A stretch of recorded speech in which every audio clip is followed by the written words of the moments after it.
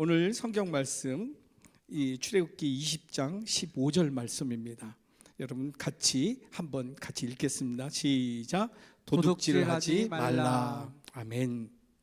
여러분, 하나님이 갑자기 도둑질하지 말라라고 말씀하세요. 하나님께서 주시는 말씀은 우리에게 하나님께서 축복을 주시고 또 분별력을 주시고 지혜를 주시고 승리를 주시기 위해서 주시는 줄 믿습니다. 이 말씀을 통해서 여러분들이 회복되어지고 비전이 있고 나아가는 능력이 있길 주님의 이름으로 축원합니다. 도둑질하지 말라. 여러분, 인류 최초의 죄가 무엇인지 아십니까? 그것은 바로 도둑질입니다. 역사상 아담과 하와보다 이 세상에서 부자는 없었어요. 아담과 하와는 모든 세상이 자기들 것이었어요. 그 중에서 하와는 그 완벽한 그 남편을 둔 여인이었습니다. 세상의 모든 것이 다 자기들 것이었고 남편도 완벽한 그러한 사람이 바로 하와였어요. 그런데 선악을 알게 하는 열매만 빼고 하와는 온 세상이 자기 것임에도 불구하고 그 소유하지 못한 딱 하나, 그 마지막 열매 그 하나를 훔친 것입니다. 여러분, 그래서 도둑질은 인류 최초의 범죄입니다. 그래서 도둑질은 인간 본성에 깊이 뿌리박고 있음을 우리는 알게 됩니다. 이런 모든 죄악의 결과가 그렇듯이 도둑질 또한 자기 자신에게 큰 불행을 가져다 주게 됩니다. 미국에서 굉장히 유명한 사기꾼이요 도둑이 붙들렸어요. 미국 전체를 막 뒤흔들 그런 도둑이었는데 붙들려서 재판을 받는데 재판에서 무기징역을 선고받아요.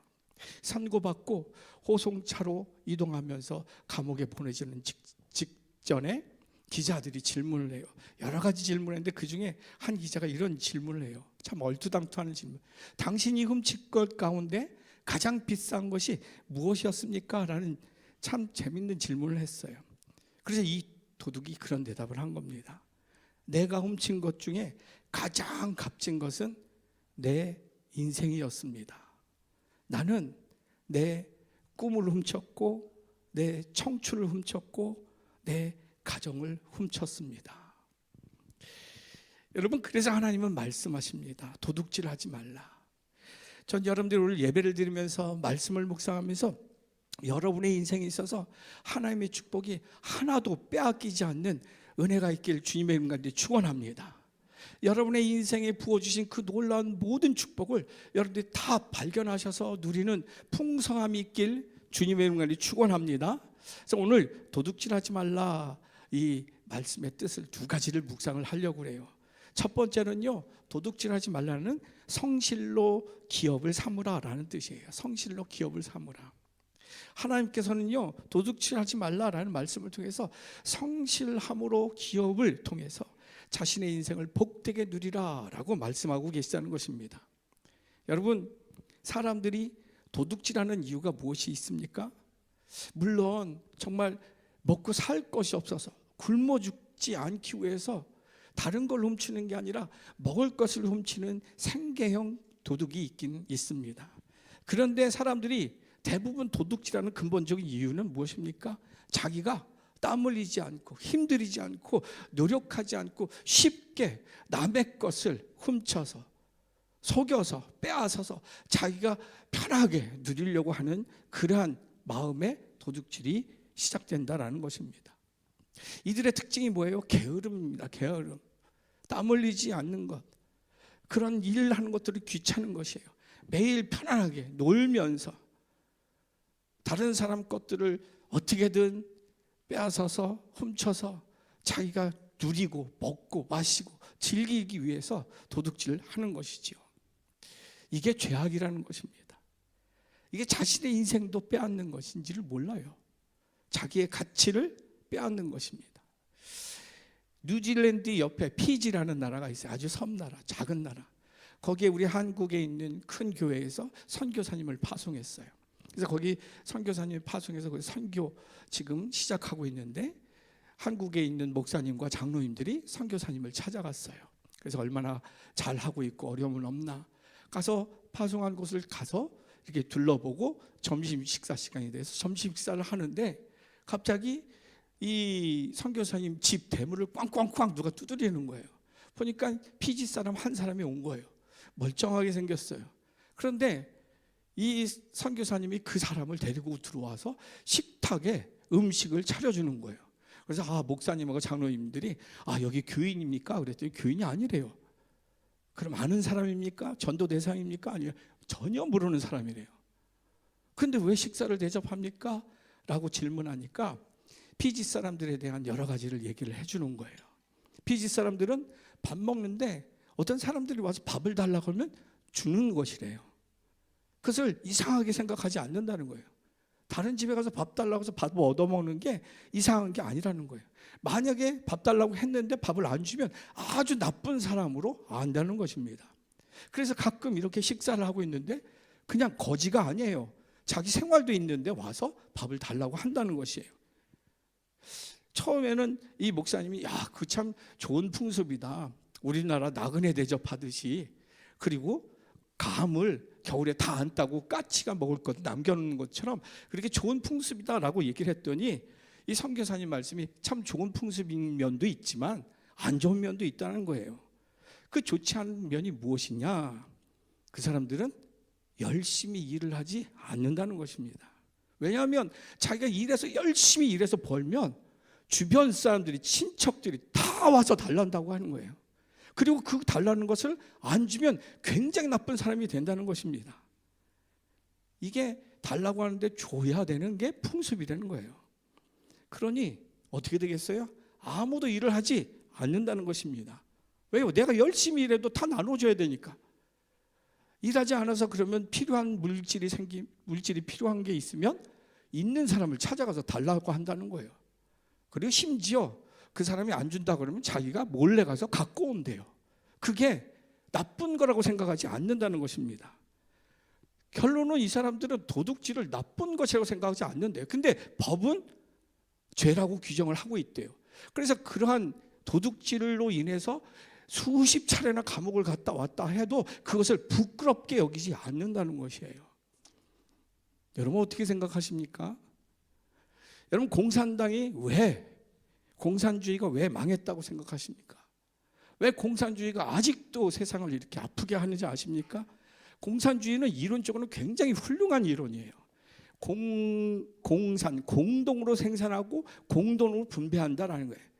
더 많이 갖는 사람도 없이 똑같이 일해서 똑같이 나누자는 아주 평등한, 아주 아이디어란 이상적인 주의가 공산주의예요. 근데 그 이론이 어떻게 됐어요? 다 굶어 죽고 있어요. 결국 실패를 했죠. 왜요? 최선을 다하지 않았기 때문에. 여러분 여기에 인간의 본질적인 죄가 담겨져 있는 것입니다. 이러한 인간적인 게으름과 본질적인 죄를 간과한 것이 바로 공산주의의 실수였던 것이죠. 이러한 게으름과 본질적인 죄의 문제를 해결하지 않고는 올바른 사회 공동체가 이루어질 수가 없습니다. 그래서 하나님은 구약에서 도둑질을 엄하게 금하고 계세요. 근데 이 엄하게 금하시는 이유가 이러한 사회경제학적인 측면으로 얘기하신 게 아니라 바로 신학적인 이유 때문에 하나님께서는 구약을 통해서 도둑질을 엄하게 금하고 계세요. 도둑질은 간단하게 일하지 않고 부당하게 소득을 얻는 행위입니다. 불한당, 땀을 흘리지 않는 당이라는 것이죠. 다른 말로 다른 사람이 애써 이루는 것을 자기가 가로채는 것이에요. 그것을 자기가 누리는 것입니다. 이것은 근본적으로 하나님의 창조 질서에 어긋나는 것이라는 것입니다. 여러분 이 세상은 그냥 생긴 게 아니에요. 하나님이 일하심으로써 창조한 것이 이 세상입니다. 그래서 하나님 창조주 하나님도 일하시는데 피조물도 인간도 일하면서 수고한 대가로 생활하게 만드신 게 하나님의 창조 질서인 것이에요. 그래서 일이 그 삶의 존재 가치가 되는 것입니다. 존재 이유가 되는 것이에요. 인간은 원래 일하는 존재로 하나님이 창조하셨습니다. 여러분, 우리는 흔히 에덴 동산 하면 거기는 그냥 막 놀고 먹어도 계속 먹을 것이 나오는 것처럼 상상을 하잖아요. 저도 어렸을 때 그렇게 생각. 그건 아니에요. 성경을 읽어보면 그렇잖아요. 에덴 동산은 막 주렁주렁 열매가 맺히고 고기들이 넘쳐나고 육식할 수 있는 동물들이 넘쳐나고, 그래서 필요할 때마다 먹으면 된다 생각을 했고, 천만의 말씀. 또 에덴 동산은 놀이터가 아니라 최초의 일터였다라는 것입니다. 창세기 2장을 보면 하나님께서 천지를 창조하신 뒤에 에덴 동산을 다시 조성을 하세요. 그리고 에덴 동산을 아담에게 맡깁니다. 관리하라고. 그 창세기 2장 5절과 2장 15절을 보면, 2장 5절 먼저, 여호와 하나님이 땅에 비를 내리지 아니하셨고 땅을 갈 사람도 없었으므로 들에는 초목이 아직 없었고 밭에는 채소가 나지 아니하였으며, 여기까지가 천지 창조가 끝났을 때예요. 그때 아담과 하와를 창조하신 뒤에 이들이 가장 아름답게 거처를 하도록 에덴 동산을 조성했는데, 그리고 그것을 맡기시는 거예요. 15절, 여호와 하나님이 그 사람 아담을 이끌어 에덴 동산에 두어 그것을 경작하며 지키게 하시고. 여러분, 여기서 하나님께서 그래서 에덴을 무엇으로 만들어? 일하는 곳으로 만드셨다는 것이에요. 이 땅을 갈다 하고 이 경작하다라는 단어를 좀 볼까요? 땅을 갈다와 경작하다는 히브리어 아바드라는 단어를 똑같이 썼어요. 일하다라는 것입니다. 에덴 동산은 왜 낙원이냐? 일하는 곳이기 때문에 낙원이라는 것이에요. 그냥 놀고 먹는 곳이 낙원이 아니에요. 그건 지옥입니다. 여러분, 에덴 동산은 땅을 경작하며 일하며 사는 곳이에요. 사람은 부지런히 일하면서 그 열매를 정당하게 받도록 창조된 것이에요. 이것이 하나님의 창조의 세계 질서인 것입니다. 그런데 도둑질은 뭐예요? 이러한 하나님의 창조 질서를 파괴하는 일이다라는 거예요. 땀을 흘리지 않고 소득을 얻는 것, 이게 도둑질이에요. 우리 부동산 관계에 일하시는 분들에게 부동산 투기는 달라요. 땅 투기도 다릅니다. 전세 사기, 이게 얼마나 악한 것입니까? 젊은이들이 그렇게 학교 졸업하고 그 피땀 흘려서 모아서 전세금을 마련하는 게 얼마나 힘들어요. 근데 그것을 다 날려요. 뻔히 아는데 그것을 융통하는 사람도 또 뭡니까? 사채놀이고, 그리고 또 다른 사람 논문을 표절하는 것, 다른 사람 지적 재산권을, 삼성전자의 그것을 갖다 팔아먹는 것, 그게 얼마나 악한 일입니까?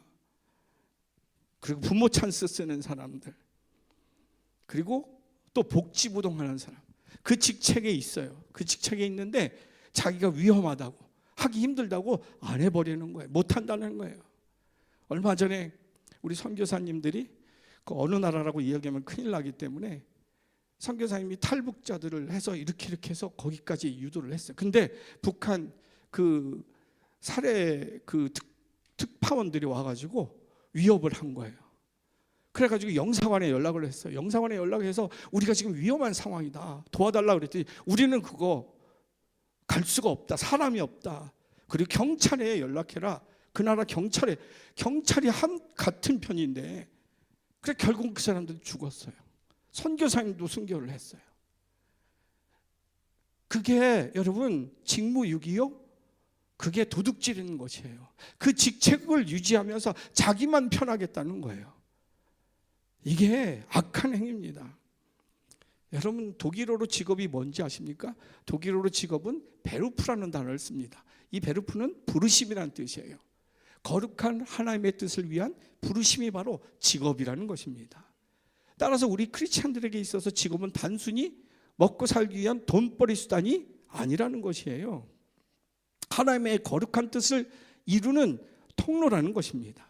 그래서 종교개혁자들은, 또 웨슬리 선생님은 크리스찬들에게 최선을 다해서 일하라라고 명령을 해요.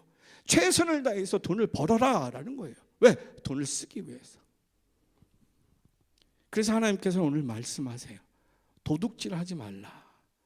그 얘기는 성실로 식물을 삼으라라는 거예요. 여기에 하나님의 축복이 있습니다. 하나님의 귀한 은혜의 역사가 있어요. 거기 축복이 있어요. 여러분, 하나님의 임재 연습이라는 책이 있죠. 저 책 여러분 꼭 사세요. 읽어본 분도 계시지만 저 두고두고 힘들고 속상할 때 저거 읽으면 참 위로가 되고 지혜가 됩니다. 이 로렌스 형제가 수도원에 들어가서 수도사를 되기 위해서 그렇게 노력했어요. 왜냐하면 배운 게 별로 없어, 너무 가난해서. 그리고 다리를 절어서 장애를 갖고 있었어요. 어디 취직하는 것도 어렵고. 그래서 수도원에 가가지고 하나님과 깊이 교제하면서 평생을 살기를 원했는데 계속 수도원에서 떨어지는 거예요. 수도사 시험에서. 그러다 마침내 몇 살 때 합격했냐면 48살 때 합격을 해요. 48살. 겨우 그렇게 해서 그렇게 평생을 노력해서 수도원 가서 수도사가 됐는데, 수도원에서 처음 준 임명이 뭐예요? 주방에서 밥하고 설거지하는 거예요. 아니, 인생의 고귀한 목적으로 수도원에 들어온 나에게 기껏 맡기는 일이 설거지란 말인가 하면서 너무나도 속상해요. 분노를 합니다. 그런데 거기서 깨달아요. 하나님께서 여기까지 인도하셨는데 이 하찮은 일 속에서도 하나님의 뜻이 있을 것이다. 그러면서 그것을 하찮은 일을 하면서도 하나님이 함께 하심을 찾습니다. 그리고 함께 하시는 하나님을 계속 깨달아가기 시작합니다.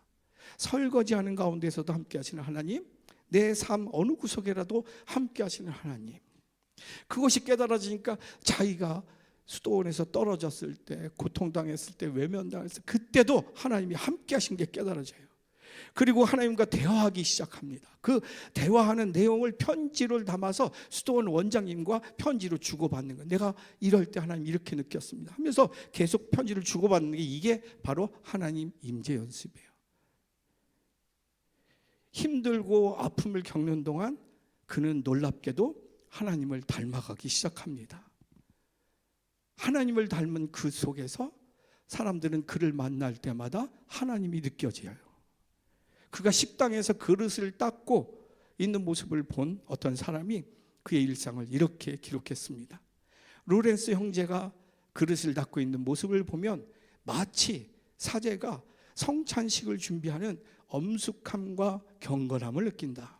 그는 그 경건함으로, 엄숙함으로 정성을 다하여 그릇을 하나하나 닦고 있었다. 그리고 주어진 모든 임무를 마치고 설거지하는 게, 주방, 우리 교회 주방에서 숟가락 닦고 젓가락 닦는 그게 임무라는 거예요. 주어진 모든 임무를 마치고 부엌에서 무릎을 꿇고 기도하는 로렌스 형제의 모습을 보았을 때 우리는 거기서 하나님의 임재를 볼 수 있었다. 이 소문이 막 퍼지기 시작해요. 그래서 사람들이, 아픈 사람, 속상한 사람, 문제가 있는 사람, 그 사람들이 다 하나님이 느껴지는 로렌스 형제를 만나러 오는 거예요. 근데 만나지도 않고 멀리서 보는데도 하나님이 느껴지기 시작하는 겁니다. 거기에 치유의 역사가 일어나기 시작해요. 놀라운 일이죠. 놀라운 일이에요. 거기에 하나님의 감사의 영광들이 임한 것입니다. 하나님은 오늘 저와 여러분에게 말씀하십니다. 도둑질하지 말라. 이 말씀 단순히 남의 것을 훔치지 말라라는 게 아니라 그 가정에서, 그 직장에서 성실로 하나님의 충만한 은혜를 채우라라는 말씀인 줄로 믿습니다. 이게 얼마나 귀한 일인지 몰라요. 저는 하나님께서 이 험난한 이 혼돈의 시대, 무슨 혁명이 일어나고 쿠데타가 일어나고 전쟁이 일어나서 바뀌는 게 아니라, 저는 이 하나님의 말씀으로 새롭게 시작하는 여러분 한 사람 한 사람의 가정과 일터에서 하나님의 새로운 역사가 일어날 줄 전 믿습니다. 거기 질문이 있어요. 나의 공동체에서 하나님의 부르심에 성실로 채우는 일은 무엇이 있습니까? 이 질문을 지난주부터 계속했어요. 나에게 있어서 하나님 부르심에 성실로 채우는 일, 저는 목사잖아요. 목사로서 지금 성실로 하나님 마음을 채우는 일은 뭐가 있을까?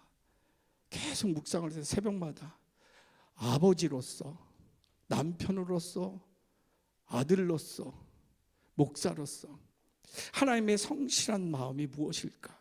엄청나게 기도했어요. 그런데 기도하는 중에 제가 부목사님들 설교하고 새벽 기도하는데 부목사님들 설교하고 기도를 하더라고요. 근데 부목사님들이 놀랍게 기도를 하는 거예요. 하나님, 오영목 장로님, 엄세경 권사님, 김영희 권사님, 한연애 집사님, 수술하는 분들, 수술하는 따님들, 그리고 김지수 원사님, 노봉혜 원사님 못 오시는 분들 하나하나 이름을 불러가면서 정말로 기도를 하는 거예요. 그리고 아이들을 위해서 기도를 하는 거예요. 그러면서 그 모습을 보면서 정말로 하나님의 마음이 부어지는 게 막 느껴져요. 얼마나 감사인지 몰라요. 저는 여러분들이 가정에서 남편으로, 아내로, 아들로, 딸로, 부모님으로, 그리고 직장에서 그 직책에 맞는 역할로 하나님의 성실을 삼는 축복이 있길 간절히 소망합니다. 그래서 그 사람 때문에 그 주변 사람이 행복하길 간절히 소망합니다. 여러분, 교회 와서 예배드리기 때 속상하고, 교회 와도 화가 나고, 교회 와도 싫은 사람 때문에 힘들고, 여러분 그것처럼 지옥이 없어요. 그런데 여러분을 위해서 기도하는 속장님, 여러분들을 위해서 기도하는 속인도자님, 선교회장님, 장로님, 여러분 그분들이, 교사 선생이, 여러분 그 한 사람 자기를 위해서 기도하고 눈물로 기도하는 그 사람을 보면서 느끼는 하나님의 마음을 느끼면 여러분 이 교회가 얼마나 천국이 되겠습니까?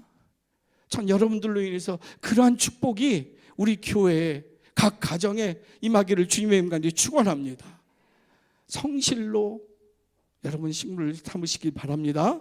두 번째, 도둑질하지 말라는 건 나눔으로 천국을 살라라는 거예요. 여러분, 하나님의 백성의 근간, 하나님의 백성이 이루어진 기초는 바로 출애굽이에요. 이스라엘 백성들이 출애굽할 때 바로는 모세를 향해서 너희들 몸만 나가라라고 얘기를 했어요. 그런데 모세는 아니다, 우리가 키웠던 가축들도 가지고 나가야 한다라고 거절을 했어요. 뿐만 아니라 하나님께서는 이스라엘 백성들이 애굽을 떠날 때 애굽인들로부터 금과 은, 많은 금과 은들을 받아가지고 나오게 하셨어요. 그래서 애굽에서 430년 동안 대가 없이 일한 그러한 퇴직금을 받아서 나가게 하셨던 것이에요. 사실 이스라엘 백성들은 애굽에서 자신들이 가진 재산은 하나도 없었어요. 오히려 자기 자신들이 노예였기 때문에 애굽인들의 재산이었던 것이죠. 그렇기에 지금 갖고 있는 이 출애굽에서 갖고 있는 이 가축들과 금과 은, 옷들은 다, 모든 것은 다 하나님의 기적과 능력으로 주신 하나님 것입니다. 그러므로 이스라엘 백성들은 100% 하나님께 감사드릴 수 있습니다. 여러분, 신앙의 근본은 바로 여기에 있습니다. 여러분들의 삶이, 여러분들의 시작이, 여러분들의 가정이, 여러분들의 자녀들이, 여러분들의 일터가 하나님께서 허락하시고 이끌어 오신 것 여러분 믿으십니까? 그러면 우리들의 삶은 없는 것이 아니라 있는 것으로 오직 감사만 있어야 할 줄로 믿습니다. 아멘이십니까? 그 삶은 기쁨밖에 없는 거예요. 하와처럼 그 없는 것 하나 때문에 멸망하면 우리는 안 되는 것이에요. 그래서 하나님께서는 도둑질하지 말라 말씀을 하시는 것이에요. 그런데 왜 이러한 재물을 하나님께서는 하나님의 백성인 우리들에게 주셨을까? 여러분, 재물의 역할들 다 아시죠? 재물의 역할은 인간의 생명과 자유를 보장하고 삶의 질을 향상시키기 위해서 주시는 게 재물이에요. 그래서 재물의 진정한 가치는 어디 있습니까? 그것은 우리의 삶에 더불어 사는 사회를 건강한 사회로 세우기 위한 그 가치가 되는 게 재물의 가치인 것이에요. 따라서 여러분, 재물은 한 개인만 편하게 위해서 주어지는 것이 아니라는 것입니다. 그래서 재물은 한 개인, 한 가정, 그 가정만 편하게 하기 위해서 사용되면 안 되는 것이에요. 여러분, 하나님은 이 세상을 창조하실 때 이 지구상의 모든 생명을 위해서 모든 필요한 물질을 충분히 창조해 주셨습니다. 넘치도록 공급해 주셨습니다. 그런데 왜 지금 수백만 명이 굶어 죽습니까? 북한만 해도 그래요. 그것은 재물에 대한 인간들의 욕망 때문에, 집착 때문에, 이기적인 그러한 삶 때문에 기아에 허덕이고 전쟁 일어나고 다툼과 혼란이 일어난다는 거예요. 그리고 잘못된 사상으로 우리가 없으니까 있는 것을 빼앗자. 기업들을 다, 공산주의가 그랬잖아요. 다 혁명 일으키면서 모든 지주들과 모든 산업들을 다 빼앗아 분생시켰어요. 문제는 뭔지 아십니까? 분배가 문제라고 하면서 일어났는데 생산의 문제가 생긴 거예요. 지금 우리나라도 그렇습니다. 생산을 하면서 분배가 있어야 되는데 분배만 먼저 하자는 거예요. 이게 멸망의 징조인 거예요. 하나님의 말씀에 귀를 기울여야 됩니다. 그래서 가나안 땅을 향하는 이스라엘 백성들에게 하나님은 말씀하십니다. 신명기 19장 14절 볼까요? 내 하나님 여호와께서 내게 주어 차지하게 하시는 땅 곧 내 소유가 된 기업의 땅에서 조상이 정한 내 이웃의 경계표를 옮기지 말지니라. 놀랍잖아요. 지금 이 신명기하고 출애굽이 어디에서 있냐면 광야에서 있었어요. 그런데 두 번째 줄 차지하게 하시는 땅 곧 내 소유가 될이 아닌 된이라는 거예요. 하나님께서는 우리의 미래를 다 준비하셨다는 것이에요. 여러분 염려하지 마십시오. 성경에 365번 있다고 해서 저는 세보지는 않았어요. 두려워하지 말라, 염려하지 말라는 거예요. 그리고 내 이웃의 경계표를 옮기지 말라. 기업의 땅에 조상이 정한. 여러분 하나님은 이스라엘 백성들에게 경계표를 옮기지 말라. 이 경계표는 지계표, 땅지자, 계측할 계자, 표표자를 사용해요. 각 지파별로 나눈 그 땅의 경계를 옮기지 말라라는 거예요. 이것은 각 사람의 땅의 한계를 구별하는 것이었어요. 왜 하나님은 이 경계표를 옮기지 못하게 했을까? 그것은 경계표를 옮겨서 남의 땅을 빼앗지 못하게 하기 위한 것이었어요. 아주 지파가 크고 강성하다고 그래서 우리가 살기가 좀 부족하니까 니네 약한 지파 땅 이렇게 필요 없으니까 이거 옮기자, 막 강하게 무역 보복을 하고 관세를 높이고 이런 거예요. 이런 거. 여러분 경계표를 옮기지 못하게 했어요. 이게 도둑질이라는 거예요. 얼마 전에 어느 신문사 사설에 부조리를 비판하는 그러한 글이 있었는데 그 사설 논지가 그랬어요. 제가 그냥 읽어드릴게요. 제가 저희 아이와 친구들이 애기들이 축구할 때 보니까 양쪽에 골대를 만들어 놓고 축구를 하는데 자기가 심판을 보는데 등을 돌리고 있는 사이에 애들이 자기네 골대를 좁히고 있었습니다. 골을 집어넣기 어렵게 하려고. 더 나아가 이쪽 골대를 넓힌다고 생각해 보십시오. 자기네들이 골을 쉽게 넣게 하려고. 그런데 애들이 축구할 때만 그런 일이 발생하는 것이 아니라 어른임에도 남의 골대를 옮기려는 사람들이 있습니다. 하면서 지금 지도자들을 다 비판을 하더라고요. 부정부패가 있다는 것이지요. 그래서 하나님은 사도 바울을 통해서 이렇게 말씀하세요. 에베소서 4장 28절 도둑질하는 자는 다시 도둑질하지 말고 돌이켜 가난한 자에게 구제할 수 있도록 자기 손으로 수고하여 선한 일을 하라. 여러분 이 재산은 소유하기 위한 것이 아니라 가난한 자를 구제하기 위해서 있다라는 것입니다. 따라서 이 도둑질하지 말라라는 이 8번째 계명은 소극적으로 타인의 물건을 훔치지 말라라는 데서 그치지 않고 더 나아가서 타인의 소유를 지켜주면서 자신의 소유를 나눠주는 삶으로 나아가라는 하나님의 적극적인 천국 명령이라는 것입니다. 여러분 이 명령이 얼마나 큰 복인지 몰라요. 여러분 이 명령을 철저히 지키는 사람에게는 천국이 임해요. 천국을 경험합니다. 그런 사람들이 우리 주변에 너무 많습니다. 아시시의 성자 프란체스코가 바로 그런 사람이에요. 한번 볼까요? 네. 지금 저렇게 자세하게 안 나왔는데 이 성자 프란체스코가 제자들이 잔뜩 왔어요. 그 삶을 배우고자. 근데 어느 날 이 제자들과 함께 하나님의 사랑을 전하기 위해서 전도하러 나가는데 가다가 이 추운 겨울날 헐벗고 떠는 그런 거지 불쌍한 사람을 만났어요. 근데 프란체스코가 이렇게 제자들에게 얘기합니다. 이제 우리 옷을 제 주인에게 돌려주자. 우리가 입은 옷은 가난한 사람을 만날 때까지 빌려 입은 것이다 라고 말하면서 옷을 외투를 벗어주려고 했습니다. 그때 수제자가 말하기를 선생님 우리가 옷을 제대로 입지 못한다면 우리의 전도도 지장이 있을 것입니다 라고 말렸다는 것이에요. 그때 프란체스코는 이렇게 유명한 얘기를 해요. 나는 도둑놈이 되기보다는 예수님의 제자가 되고 싶다. 그러면서 웃으면서 자기 옷을 벗어서 주었다라는 거예요.